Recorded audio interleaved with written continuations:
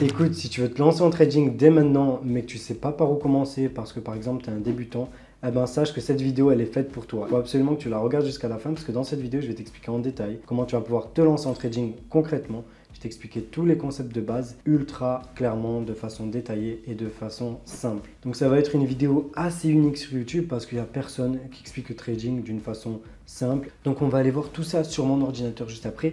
Mais juste avant, on recontextualise un petit peu ce que c'est que le trading. Le trading, c'est le fait de faire du commerce, d'actifs financiers. En fait, c'est le fait d'acheter et de vendre ou de vendre et de racheter. Ça peut être des devises comme par exemple de l'euro, du dollar, du yen, bref. Il y a plein de types de trading. Le plus important, c'est de comprendre tous les concepts de base. Donc c'est pour ça qu'on va passer dessus sur mon ordinateur pour voir tout ça. C'est parti.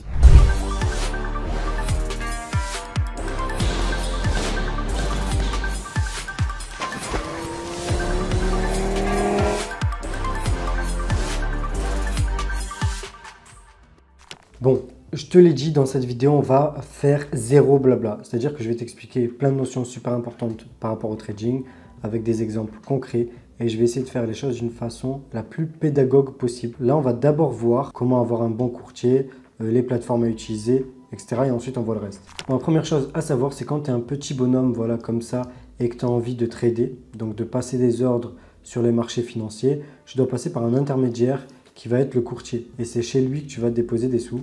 Donc ça va être un courtier, un broker comme tu veux. Tu peux trader certaines actions depuis ta banque directement qui va faire en fait intermédiaire et qui va faire office de courtier, qui va te créer un compte titre, etc. Mais là, le but, c'est pas de voir comment on trade sur du long terme, comment on achète des actions. Le but, c'est vraiment de voir comment on fait du trading beaucoup plus spéculatif. Donc comme par exemple le trading sur le Forex, sur les CFD et le trading voilà, sur plein d'autres produits. Bref, et le courtier, lui, transmet les ordres au marché normalement. Sauf que comme la majorité des traders particuliers, les traders retail, ils sont perdants, donc des messieurs comme toi, le courtier, il transmet même pas les ordres au marché dans la majorité des cas. Donc nous, on va voir comment éviter ça pour avoir un courtier assez fiable, que tout soit carré et pour pas avoir un conflit d'intérêt avec ton courtier. Mais en gros, l'idée, c'est que tu dois trouver un courtier qui est no dealing desk, qui est sur un e-book. Bref, il y a plein de termes assez spéciaux. J'ai fait une vidéo à ce sujet, comment trouver un courtier. On ne va pas passer toute la vidéo à expliquer comment trouver un bon courtier. De toute façon, je te mets celui que j'utilise dans la description de la vidéo. Tu peux cliquer sur le lien. Et puis ici, voilà, on va voir comment utiliser TradingView. Donc tu vas sur Google, tu tapes TradingView. TradingView, c'est la plateforme qu'on va utiliser pour pouvoir afficher des graphiques, pour avoir des cotations. Et en fait, sur TradingView, toutes les cotations de quasiment tous les courtiers vont être regroupées sur cette plateforme. Donc c'est ça qui est bien, ça va te permettre de pouvoir comparer les cotations entre différents courtiers. Parce que par exemple, le marché du Forex, donc c'est-à-dire des devises, c'est pas un marché qui est régulé. Donc en fait, des courtiers peuvent avoir des cotations différentes. Toi, ton but, c'est de trouver les meilleures cotations avec le moins de spread pour être le plus rentable possible. Donc tu peux cliquer voilà, sur TradingView, je te mettrai aussi le lien dans la description. Et en fonction de la période de l'année, tu auras peut-être une réduction en passant par ce lien. Voilà, donc là, tu tapes par exemple euro, dollar, EUR, USD, c'est celui qui est le plus connu. Donc c'est une paire de devises. Donc là, on va la regarder sur un exchange Forex, donc sur FXCM par exemple, qu'on va essayer de chercher quelque part. Là, tu vois que tu as l'euro-dollar, tu as les cotations sur plein d'exchanges. Là, comme on est sur crypto, on ne va pas forcément trouver des cotations Forex, mais ici, on a cliqué sur Forex, du coup, on a les cotations de tous les courtiers Forex. Et là, par exemple, tu as FXCM qui ont des bonnes cotations. On va cliquer dessus, lancer un graphique, tu vois. Et sur TradingView, en fait, il y a une version payante, il y a plusieurs versions payantes, mais il y a aussi une version gratuite. Donc, tu vas pouvoir bénéficier de cette plateforme totalement gratuitement. Et c'est la plateforme sur laquelle tu vas pouvoir faire des analyses, étudier les graphiques, simuler tes trades, t'entraîner aussi, tu pourras t'entraîner en démo. Bref, il y a plein de choses qui vont se passer. Donc maintenant, je te résume un petit peu le tout. Toi, tu es une personne là, tu vas passer par un courtier et tu vas transmettre des ordres au marché grâce à ce courtier. Donc ce courtier, il va te mettre à ta disposition une plateforme sur laquelle tu vas pouvoir te connecter. En général, c'est MT4, MetaTrader 4. Donc voilà, je te l'écris là, ou MT5, MetaTrader 5, ou sa propre plateforme personnalisée. En général, c'est plus simple d'utiliser MT4 ou MT5, qui sera directement connecté au courtier et sur lequel tu vas pouvoir voir ton compte. En fait, toi, tu vas passer par MT4 pour envoyer tes ordres au courtier. Et toi, tu vas pouvoir utiliser l'autre plateforme qu'on vient de voir. Donc, je vais l'écrire ici. On va marquer TV pour TradingView, qui est la plateforme sur laquelle toi, tu vas pouvoir afficher plein de graphiques. Voilà. Et regarder ce qui se passe et faire tes analyses, etc. Parce que ça va être beaucoup plus pratique. Et MT4 ou MT5, ça va être juste la plateforme sur laquelle tu vas exécuter tes trades. Et dès que tu vas exécuter tes trades, tu vas les représenter sur TradingView. Bien sûr, on va voir exactement quels sont les différents ordres qui existent, comment est-ce que tu peux prendre des trades, comment ça marche, etc. On ne va pas voir exactement comment MT4 fonctionne, ni comment trouver un bon courtier, parce que ça, j'ai déjà fait une vidéo sur ça. Sur MT4, il y a plein de vidéos sur Internet qui t'expliquent comment utiliser MT4. C'est une plateforme qui est super simple d'usage, sur laquelle tu vas connecter ton compte avec le courtier. Et c'est aussi une vidéo que je pourrais faire dans le futur. Donc dis-moi en commentaire si tu voudrais que je te fasse une vidéo tuto en détail comment utiliser MT4. Là voilà, une fois qu'on a vu la théorie, on va voir un petit peu plus d'éléments et ensuite on va pouvoir voir clairement les ordres, comment trader, etc. Et là, comme on va se concentrer un petit peu sur le trading plutôt spéculatif, forex par exemple, matières premières, etc., le plus accessible aux particuliers, ici on va dessiner un graphique. Il faut que tu comprennes déjà qu'est-ce que c'est qu'un graphique. Donc un graphique, c'est l'évolution du prix d'un actif dans le temps. Donc ici, sur cet axe-là, on va voir le temps qui va passer. Au fur et à mesure que le temps va passer, le graphique il va avancer, il va évoluer. Après, si par exemple le prix de l'actif ne bouge pas dans le temps, ce qui va se passer, c'est que le graphique il va être comme ça, tu vois, ça ne va pas bouger. Par contre, si jamais le prix il monte, donc au fur et à mesure que le temps passe, l'actif va monter. Et si jamais l'actif baisse au fur et à mesure du temps, tu vas le voir baisser. En général, le prix de l'actif, il ne va pas faire que de monter ou que de baisser. Il va évoluer au fur et à mesure du temps en fonction de tendances qu'on va voir aussi par la suite. Donc, c'est comme ça que tu vas pouvoir repérer. Ici, en bas, sur l'axe du bas, tu vas pouvoir voir le temps qui passe. Et sur l'axe, ici, tu vas pouvoir voir le prix qui évolue, donc le niveau de prix. Donc, par exemple, si tu vois que cet actif il est à ce niveau-là, tu vas pouvoir lire ici et voir le niveau de prix, ou tu pourras directement cliquer sur le graphique et voir le niveau de prix. Là, je te donne un exemple. On va aller, par exemple, tu vois, sur l'euro-dollar. Donc, on va taper EUR-USD, aussi simplement que ça. Et on va même regarder un autre graphique, comme ça il n'y aura pas toutes mes courbes et comme ça je vais pouvoir t'expliquer au fur et à mesure comment on fait des analyses, etc. Ouais, donc là on est sur EUR-USD, donc l'euro contre le dollar américain, très connu. On va peut-être cacher nos indicateurs, là on a quelques indicateurs, ici en bas on a les volumes, donc ça nous permet de voir à peu près le nombre de transactions qu'il y a, même si le marché du Forex, c'est pas un marché qui est centralisé, tout ça on le verra juste après. Mais en gros, là tu vois que le prix il est en train de monter au fur et à mesure. Il y a eu des moments où il a baissé. Donc là, par exemple, on est sur un graphique daily. On va voir juste après ce que c'est que les time frames. Mais ici, tu peux voir que entre le 2 février, parce qu'on peut le lire ici, tu vois juste en bas, on peut lire, voilà, 2 février ici. Entre le 2 février et le 8 mars, tu vois que le prix, il a plutôt baissé. Mais en fait, si on décortique ce graphique, si on zoome dans le graphique, on zoome dans ce mouvement-là qui a duré un mois à peu près, qu'on zoome, on va voir encore d'autres mouvements. On va voir des hausses et des baisses. Mais sur la tendance générale, ce sera une baisse. On va voir juste après comment on définit une tendance sur les marchés. Bref, mais sinon, si tu regardes la tendance un peu plus générale sur une année à peu près, depuis septembre 2022 jusqu'à maintenant, au moment où je tourne cette vidéo, qui sera valable jusqu'à indéfiniment presque. Bref, si tu regardes ce qui se passe sur une année, on voit que la tendance est plutôt haussière, que le prix il a plutôt monté. Et là, sur les quelques derniers jours, regarde, on va zoomer dans le graphique en fait. Ce qui se passe, c'est que là, comme je suis sur un graphique daily, ça veut dire que chaque chandelier ici représente une journée. Qu'est-ce que c'est qu'un chandelier? C'est un outil qui permet de mieux comprendre les graphiques, de mieux les voir. Je vais t'expliquer juste après pourquoi.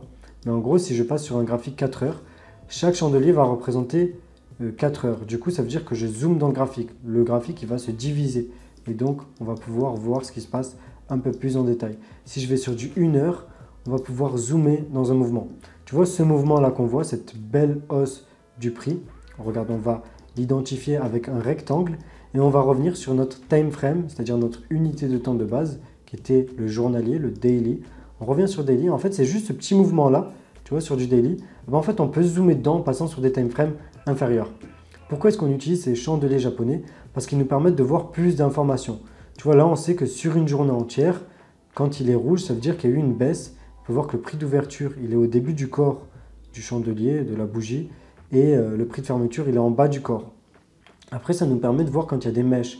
Quand il y a des mèches, ça veut dire que, ok, le prix, il a clôturé à peu près au même niveau que là où il a ouvert. Donc sur la journée, on a eu à peine une toute petite baisse là. Mais on sait qu'au cours de la journée, il y a eu plus de choses qui se sont passées grâce à la mèche. On sait que le prix, il a baissé jusqu'à ce niveau-là.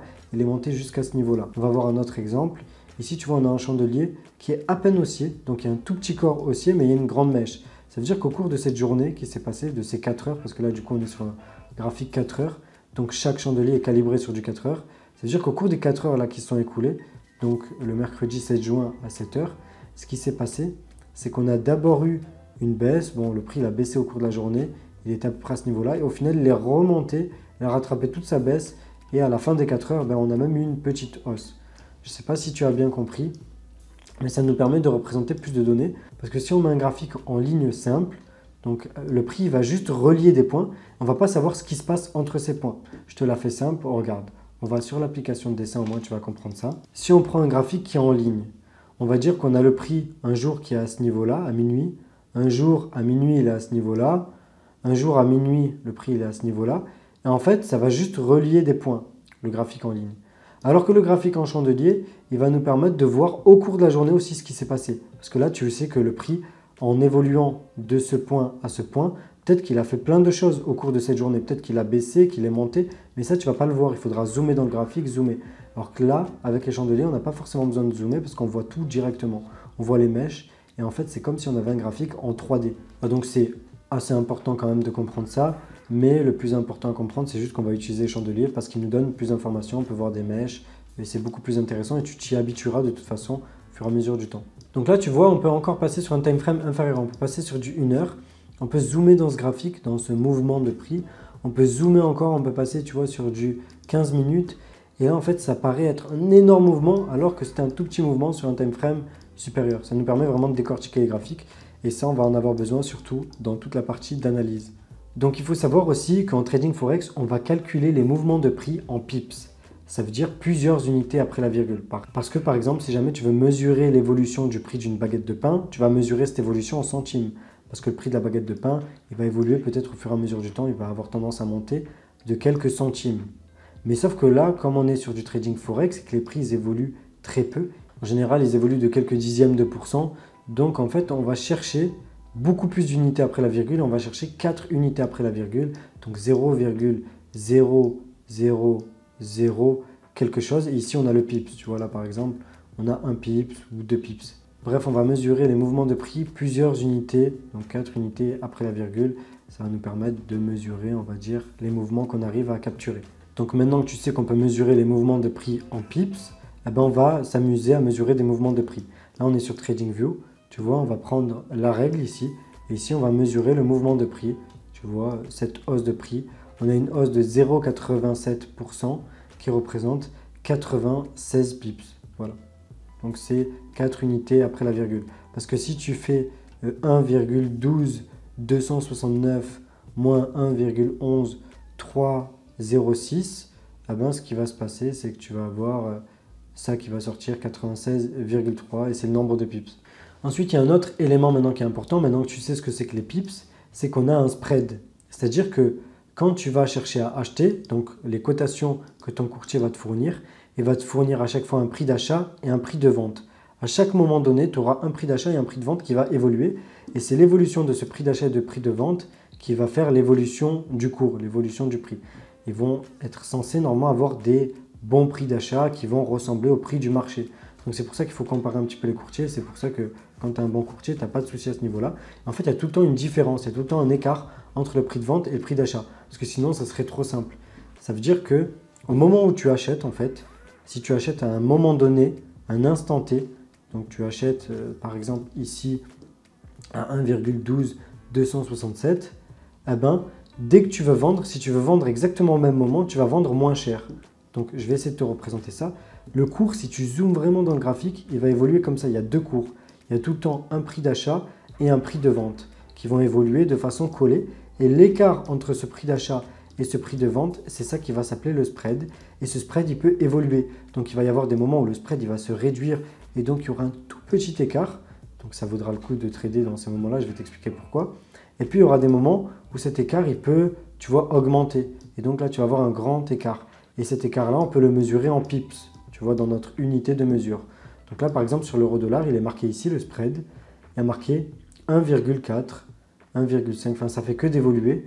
Et donc, il est marqué ici sur TradingView. Et tu peux aussi le voir sur ton courtier. 1,6, 1,4. Ça, c'est le spread du courtier Oanda, qui est un courtier Forex. Donc, qu'est-ce que ça veut dire ça? Ça veut dire qu'à un moment donné, par exemple, imaginons que le spread il soit important. On va dire que là, le spread, il est de 4 pips.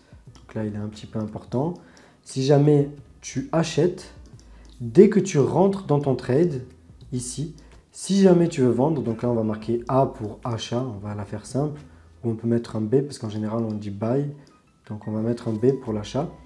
Si jamais tu veux revendre au même moment donné, tu vas encaisser directement automatiquement une perte qui va être le spread. Donc tu vas perdre 4 pips. En fonction de ta taille de position, ça va être différent cette perte. Ta taille de position, c'est l'argent que tu vas mettre en jeu sur le trade.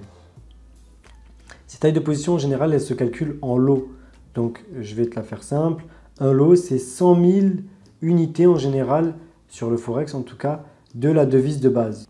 Donc là, par exemple, si on est sur l'euro-dollar et qu'on trade un lot, c'est comme si on tradait 100 000 euros. Voilà. Bien sûr qu'il faut bien calculer les tailles de position qu'on va rentrer au moment où on rentre dans un trade.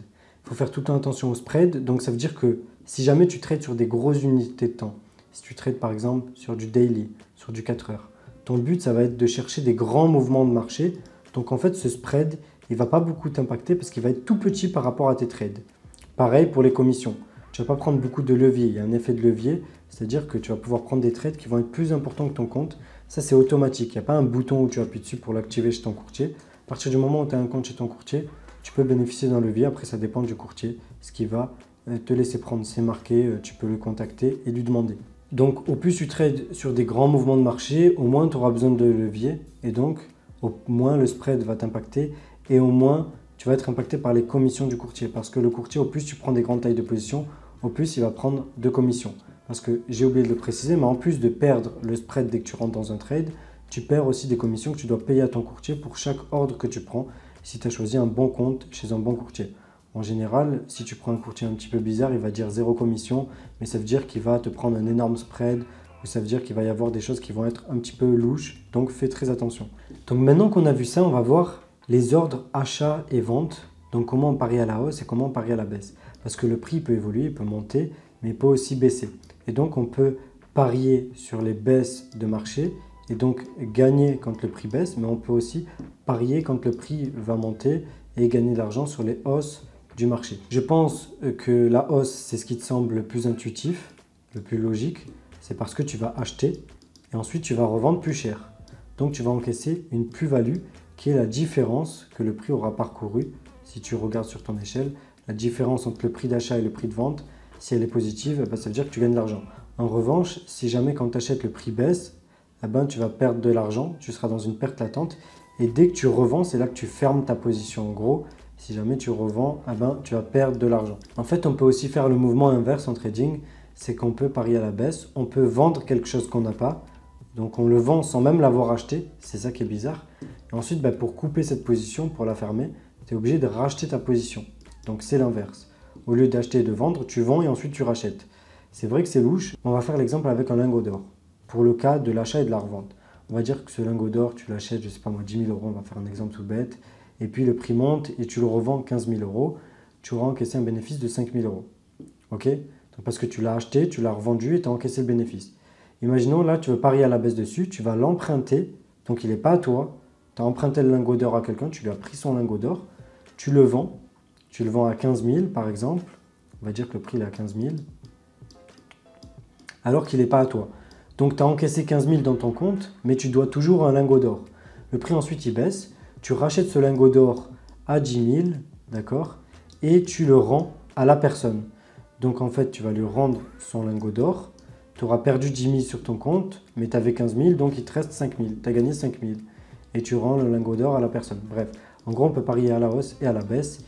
Et quand tu paries à la hausse, ça s'appelle un long ou un achat, un buy. Et quand tu paries à la baisse, c'est un short ou un short sell, tu peux appeler ça de différentes façons, une vente quoi. Et tout ça, ça va être automatisé sur la plateforme que tu vas utiliser. Ça va être automatisé sur MetaTrader 4 ou MetaTrader 5 qui va être lié à ton courtier. Donc tu pourras cliquer sur l'ordre sell, market ou buy market. Après, il y a plein d'autres ordres, sell limit, sell stop, etc. On ne peut pas tout voir dans cette vidéo, on va essayer de voir le plus important quand même pour que tu puisses te lancer dans les bonnes conditions.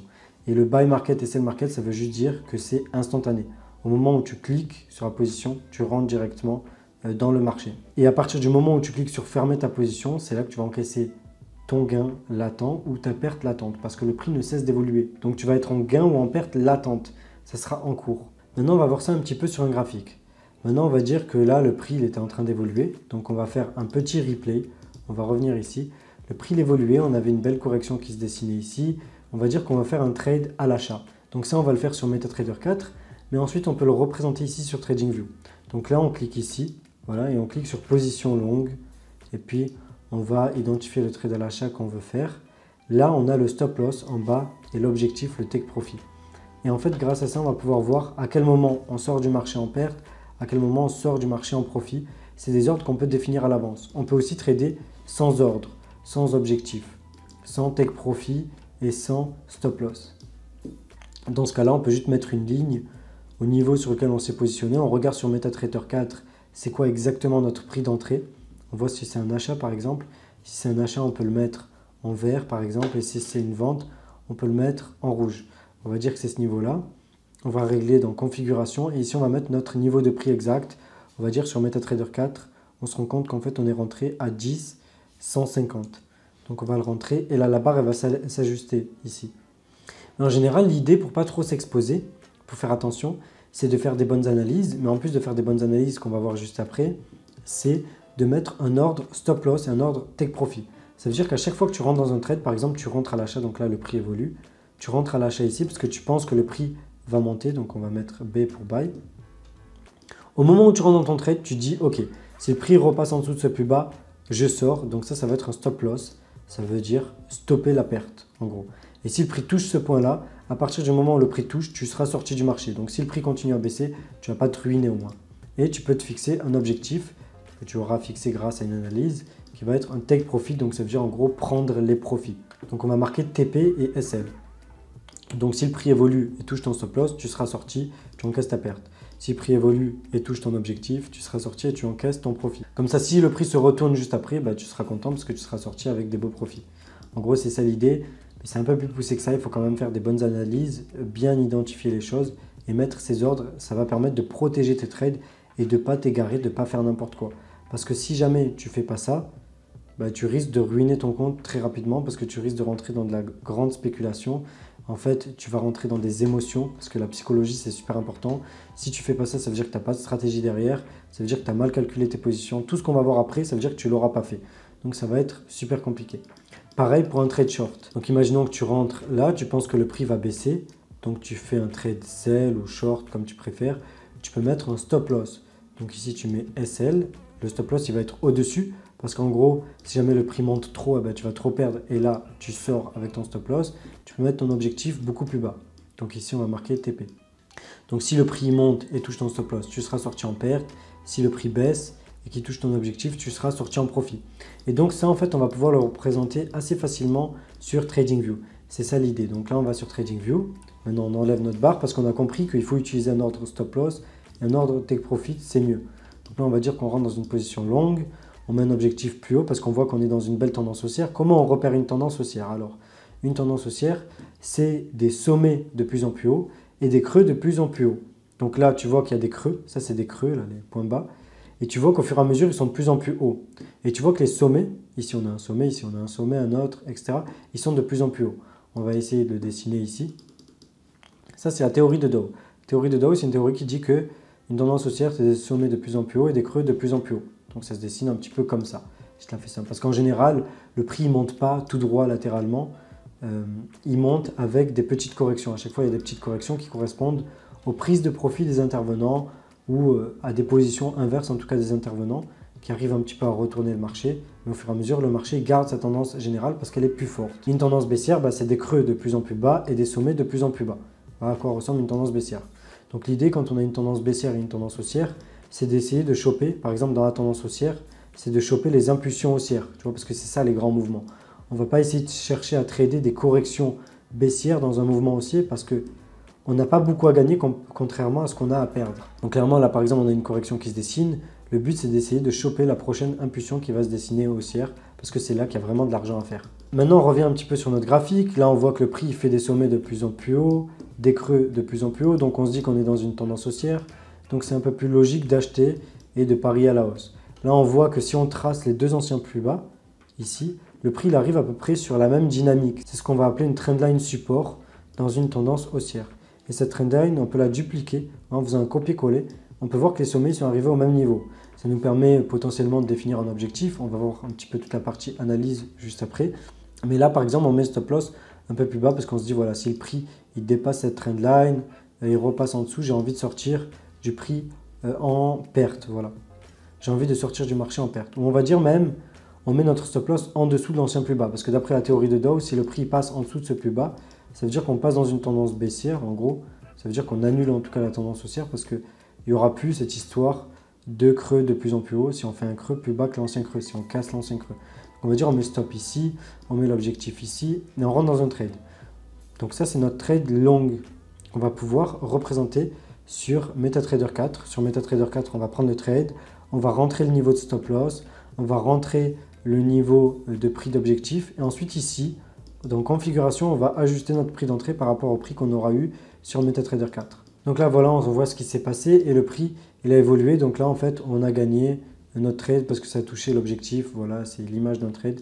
Comme ça tu comprends un petit peu. Et on voit que le prix continue d'évoluer. Là on voit qu'on a aussi une correction un petit peu.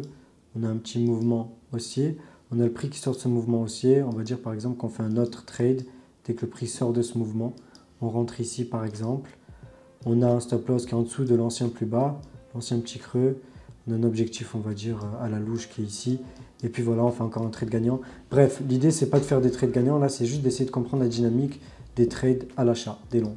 On va dire que peut-être qu'on est un petit peu fou et qu'on a envie de s'opposer au marché. On voit qu'il y a une tendance haussière. On se dit, ben, le prix il est trop monté, il va baisser. C'est ce qu'il ne faut jamais faire. On va faire cet exemple. Donc, on va se dire, là, on se dit, le prix il est trop monté, il va baisser. Donc, on parie à la baisse. On fait une position short. Notre stop loss, il est plus haut. Notre objectif, il est plus bas. On se dit que le prix va revenir là. Au final, on perd. On se dit, ben, le prix il a encore trop monté. On va encore se positionner. Voilà. Position short, on va mettre. Et là, on se dit, voilà, le prix il est trop monté. Il va forcément baisser. En général, les traders débutants, ils se disent ça. C'est pour ça qu'ils perdent leurs sous. Et puis, voilà, encore un stop loss. Et puis là, on se dit encore, le prix il est trop monté. Et là, sûrement qu'on va se prendre encore un stop loss. Voilà, si on se positionne ici, par exemple. Ça, c'est juste des images de trade, ce qu'on peut représenter sur TradingView. On peut voir les graphiques et représenter nos images de trade sur les graphiques. Donc là, tu as compris qu'il faut une stratégie. Il ne faut pas faire n'importe quoi. Il ne faut surtout pas se fier à ses émotions. Il ne faut surtout pas essayer de battre le marché. Ça ne marche pas du tout de faire ça. Donc maintenant, on va voir comment un petit peu faire des analyses pour faire des trades qui vont être un peu plus cohérents. Et ensuite, on va voir comment calculer les tailles de position, comment avoir un bon risk management, une stratégie qui va être un petit peu plus fiable quand même que tout ce qu'on a vu jusqu'à présent, parce qu'on ne va pas essayer de trader comme ça au pif. Donc ce qu'il faut se dire, c'est que le prix, dès qu'il évolue en tendance haussière, voilà, eh ben, on peut relier tous les points bas. On peut tracer des trendline support, des trendline résistance. Donc on peut avoir des stratégies qui vont être de se positionner dès que le prix sort d'une correction. Le prix a fait une correction, on zoome dans cette correction. Et si on zoome dans cette correction, c'est-à-dire qu'on va sur un time frame plus petit, donc là, en fait, on rentre dans de l'analyse multi-time frame, multi-unité de temps. On fait une analyse de base sur un time frame, par exemple sur du 4 heures. Ensuite, on passe sur du 15 minutes ou du 1 heure, sur quelque chose de plus petit, pour décortiquer ce mouvement. Et si on décortique ce mouvement, qu'est-ce qu'on voit? Donc, on va essayer de le dessiner. Donc, c'est exactement cette bulle-là. Et on voit le prix qui fait quelque chose comme ça. En fait, c'est une petite tendance baissière sur une unité de temps plus court. On voit que le prix sort de cette tendance baissière si on trace la trendline résistance. Le prix casse. Il vient casser le petit sommet qui s'est dessiné là. Donc d'après la théorie de Dow, cette tendance baissière sur une unité de temps plus court, eh ben, elle est invalidée parce que le prix il a fait un sommet plus haut que l'ancien sommet, parce qu'on l'a cassé l'ancien sommet. Donc là, clairement, on peut se positionner à ce niveau-là.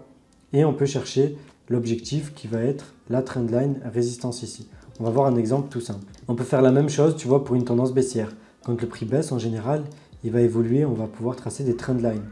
Et on va voir le prix qui va baisser, remonter, rebaisser. Il y aura des corrections et des hausses. Du coup, il y aura des corrections et des impulsions baissières. Ensuite, parfois, le prix il évolue sans tendance. On a une sorte de range qui se dessine. Voilà, et ça fait quelque chose comme ça. Et là, on a un niveau de support et de résistance. Donc là, on a la résistance en haut et en bas, on a le support. Donc grâce à ça, on va pouvoir un petit peu mieux trader.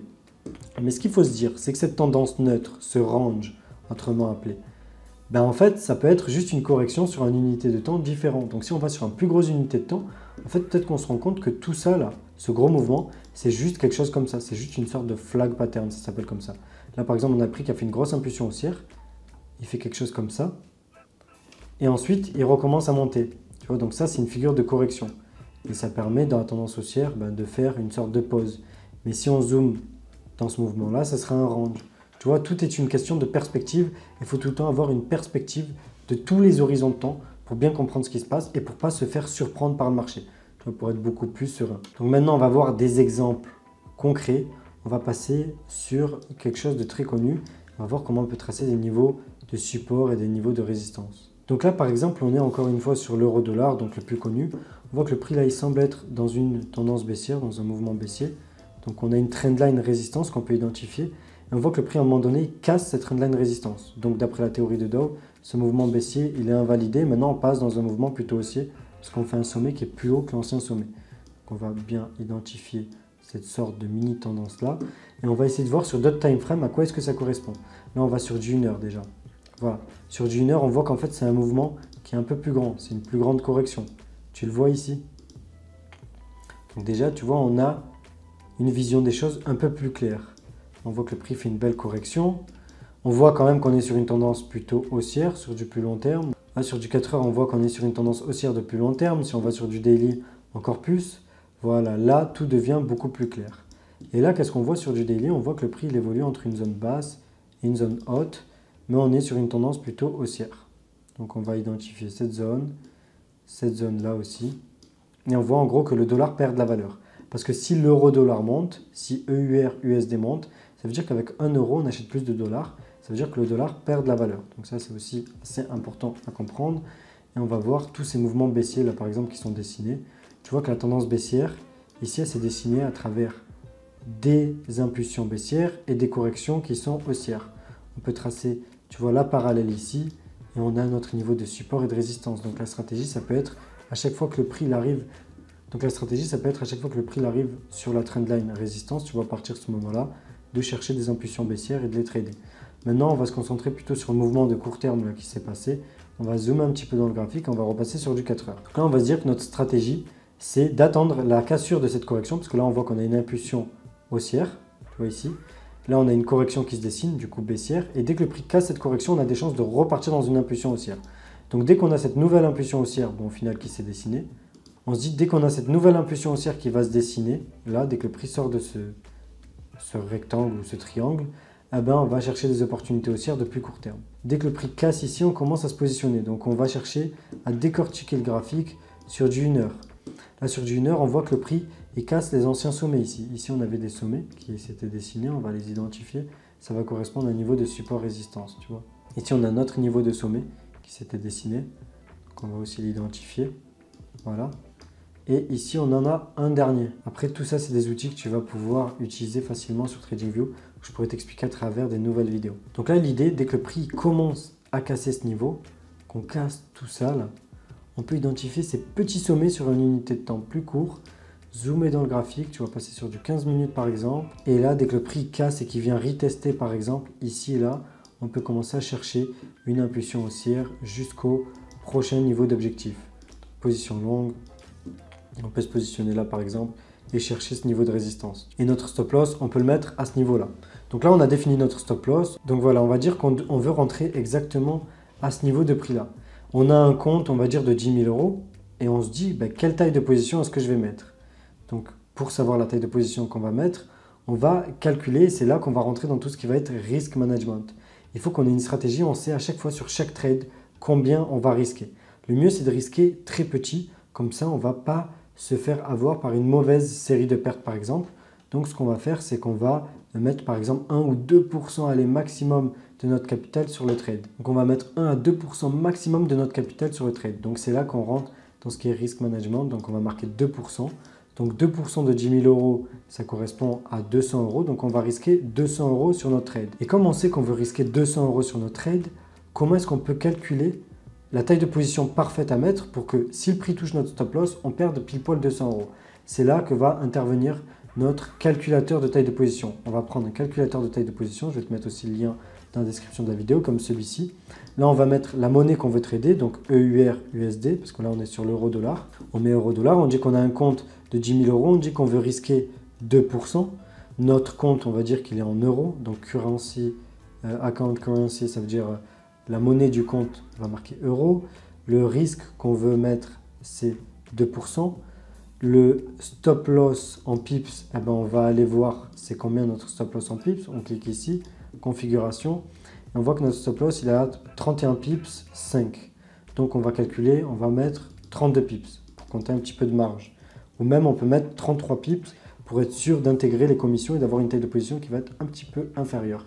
Et là, ils nous disent, voilà, les lots un lot est égal à 100 000 unités. Donc ça, c'est les lots standards, il n'y a pas de souci.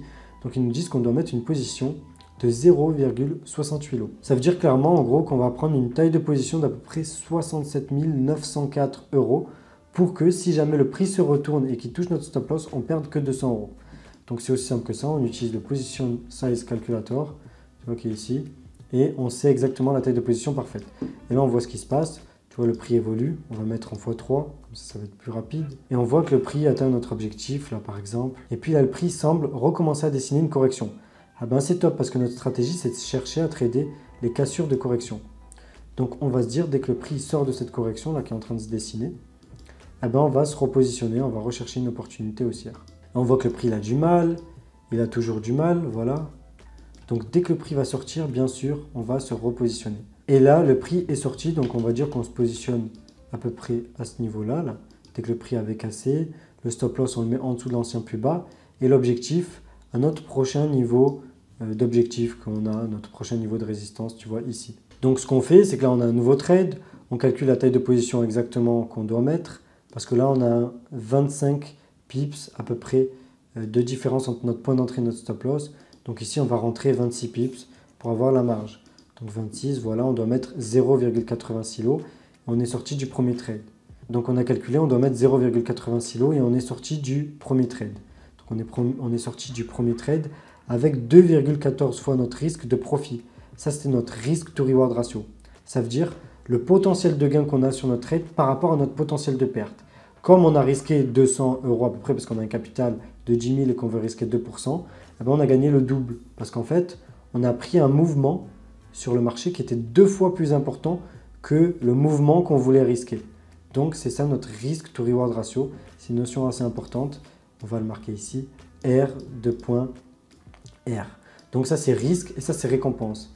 Si tu as un RR de 1 pour 3, ça veut dire que pour 1 de risqué, tu peux gagner 3 fois ce que tu risques. Et donc après, dans toute ta stratégie trading, dans ton trading plan, tu vas définir sur quel type de trade minimum tu peux te positionner. C'est-à-dire, tu peux dire dans ta stratégie, tu te positionnes que dans des trades qui donnent des opportunités de 1 pour 3, par exemple, au minimum. Tous les trades qui te donnent des opportunités en dessous de 1 pour 3, de risk to reward ratio, tu ne vas pas te positionner. C'est-à-dire que tu ne veux pas trader sur des trades qui ne vont pas t'offrir un gros potentiel de gain par rapport à ton risque. Donc on va dire qu'on se positionne là. Là, on a un risk to reward ratio de 1,8. Ça veut dire qu'on peut gagner 1,8 fois ce qu'on risque. Ça veut dire qu'on peut gagner à peu près 360 euros, contrairement à nos 200 euros qu'on risque. Donc on gagne toujours plus que ce qu'on risque. Là, on trade comme si on n'avait pas de stratégie. On trade vraiment à la wall et gagne. Donc là, on voit ce qui se passe, ce que le prix fait. Et au final, on se rend compte que le prix a failli toucher notre stop loss, mais on l'avait bien identifié parce qu'on l'avait mis en dessous de l'ancien plus bas.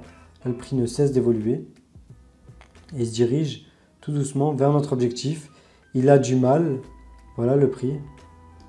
Et là, on voit que notre objectif, il est atteint. Donc, on voit qu'on a gagné encore une fois un trade parce qu'on a, entre guillemets, bien tradé, même si ce n'est pas du tout ça bien tradé. C'est juste pour que tu puisses te faire une idée et tu puisses comprendre quand même les notions de base. Donc voilà, maintenant, on a le prix qui continue d'évoluer. On va voir ce qu'il fait. Et là, il a cassé un gros niveau de résistance. Et ce niveau de résistance, le prix il est en train de le retester. Tu vois ce niveau-là? On va mieux l'identifier encore une fois. Le prix est en train de le retester. Ça veut dire qu'il y a beaucoup de chances que quand le prix est fini de retester, il explose encore et qu'on ait encore une impulsion haussière. Donc là, comment est-ce qu'on peut aller chercher un objectif? Eh bien, on va retourner sur des time frames plus importants. On va retourner normalement sur du 4 heures. Et on va chercher des objectifs vers ici, tu vois, vers les autres niveaux de résistance, tu vois, qui se dessinent. On va tracer ça. Donc ça sera notre prochain objectif. Ici, on aura encore un autre objectif qu'on peut identifier. Voilà, ça sera les prochains objectifs target qu'on peut attendre. Donc, on voit ce qui se passe au fur et à mesure du temps. Ah ben, le prix semble réintégrer. Donc, en fait, il semble faire une correction, là, le prix. Clairement, on va attendre que le prix sorte de cette correction. On va essayer de choper une opportunité haussière. Le prix fait une correction un petit peu accentuée. Le prix allait retourner vers ce niveau de support, tu vois. On a une grande correction qui se dessine. Et là, on a le prix qui sort de la correction. Donc, on pouvait se positionner à la sortie de la correction, tu vois, ici, avec un stop loss en dessous de l'ancien plus bas, un objectif à notre prochain niveau d'objectif, ou alors on peut calculer l'objectif en calculant la taille de l'ancienne impulsion haussière, tu vois, cette taille-là. On la reporte comme ça, la taille de l'ancienne impulsion haussière. On peut se dire que le prix a des chances de monter jusqu'à ce niveau-là. Bon, là, comme on a un niveau de résistance, on ne va pas être trop gourmand. On va chercher ce niveau et on a un risk to reward ratio de 1 pour 2 encore une fois. Ce qu'on fait, c'est qu'on a un stop loss qui a 23 pips, donc on va compter 24, 25 pips. Voilà, et là on doit avoir une taille de position de 0,93 lots pour respecter notre stratégie et notre risk management qui est de risquer 2% par trade. Voilà. Et puis là on va voir ce qui se passe par la suite. Et là on voit que le prix évolue plutôt bien. Donc ensuite là on peut rentrer dans ce qui est trade management. C'est-à-dire au fur et à mesure que le prix évolue, on bouge notre stop loss. Ça c'est toute une autre partie qu'on va peut-être pas voir en détail dans cette vidéo. Mais en gros notre stop loss à la base il est à ce niveau-là. Au fur et à mesure que le prix évolue, on peut le décaler notre stop loss et on peut sécuriser nos profits. Tu vois, comme ça si jamais le prix se retourne d'un coup, on ne redonne pas tous nos profits au marché et on ne perd pas de l'argent bêtement. Donc là, on sécurise parce qu'on voit que le prix, par exemple, il est passé au-dessus de ce sommet et qu'il est en train de le retester. Donc on met notre stop loss au moins là. Et donc, dans tous les cas, même si le prix se retourne, on va sortir avec 0,6 fois notre risque de profit. Donc là, on continue à regarder ce qui se dessine. Le prix continue d'évoluer. Là, le prix se rapproche de notre stop loss parce qu'on l'a décalé.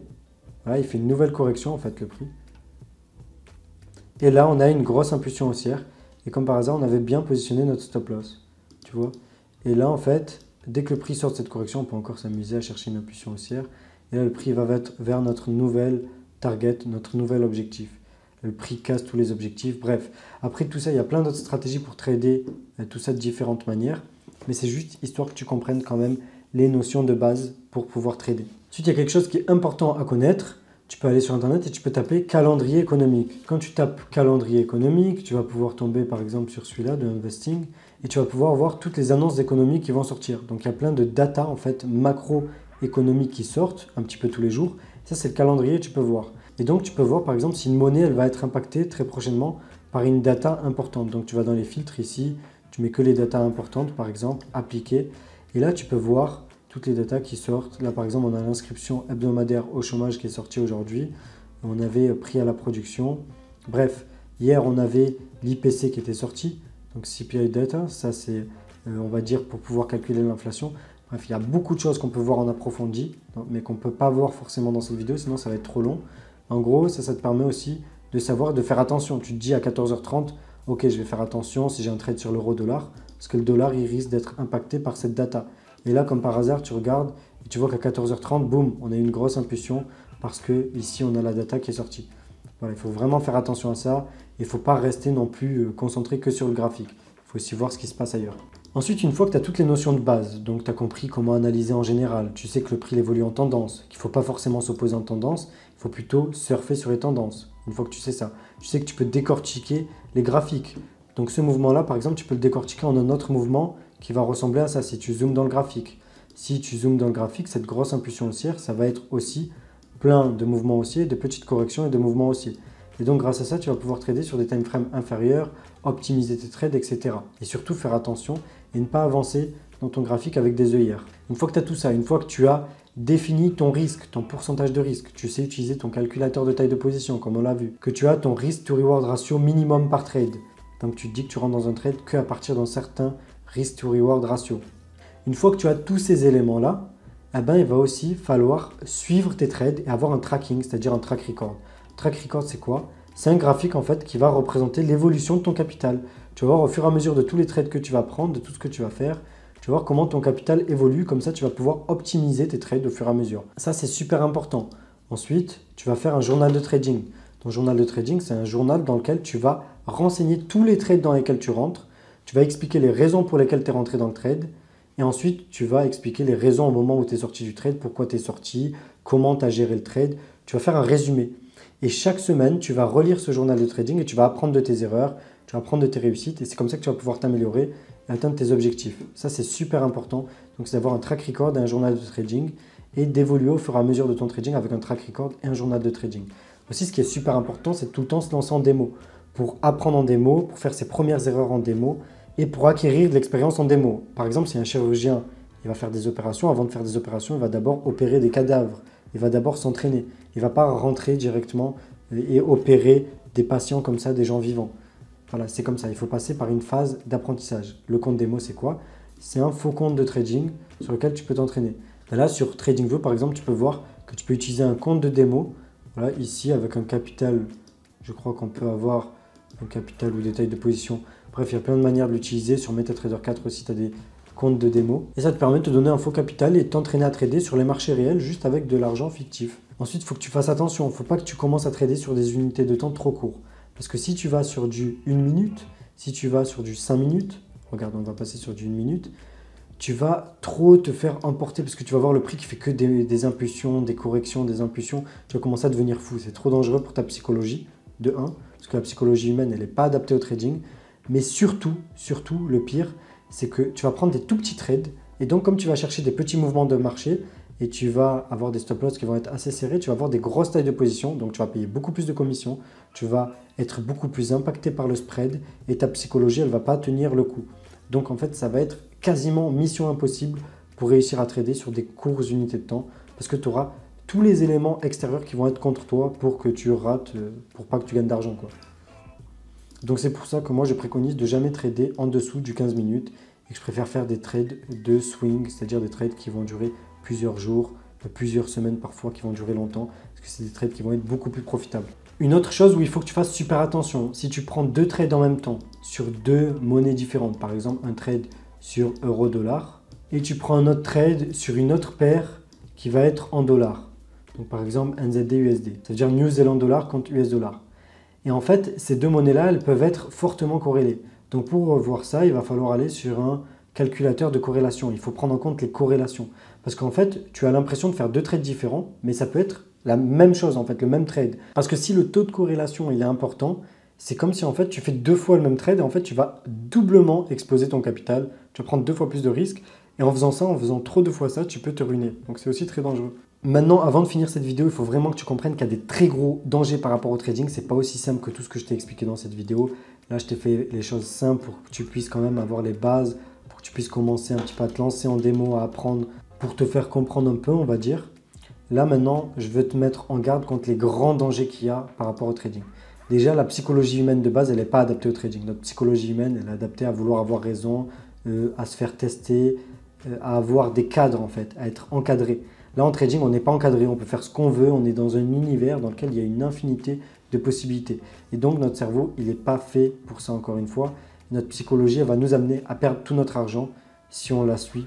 C'est pour ça qu'il faut savoir gérer sa psychologie, c'est le plus important. Et c'est pour ça qu'il y a un énorme travail à faire. Donc déjà, il faut créer toute sa stratégie trading.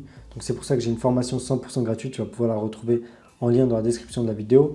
Et dans cette formation gratuite, je t'explique en général, en gros, comment tu vas pouvoir te former en autodidacte. Je t'explique exactement le chemin à parcourir pour que tu sois sûr que tu n'aies aucune lacune et pour que tu sois sûr de pouvoir atteindre tes objectifs. Donc n'hésite surtout pas à cliquer dans le lien en description de la vidéo et surtout à la regarder en entière, la formation gratuite. Parce que si tu regardes juste la première vidéo ou les deux premières, que tu fais pas ça sérieusement, eh ben, tu ne vas jamais pouvoir réussir en trading.